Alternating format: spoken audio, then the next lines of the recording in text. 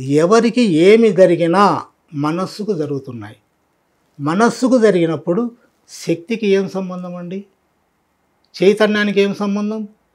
చైతన్యానికి మనస్సుకు ఎలాంటి సంబంధం లేదు. ఎందుకు లేదంటే సినిమా చూస్తున్నాం. సినిమాకు తెరకు ఏమైనా సంబంధం ఉందా? సినిమా అదృశ్యమైపోయిన తర్వాత తెర ఖాళీగా ఉంది.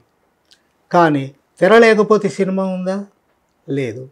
అదేవిధంగా మనలో ఉండబడినటువంటి చైతన్య శక్తి అనేటువంటిది అది నిరంతరము ఉంది.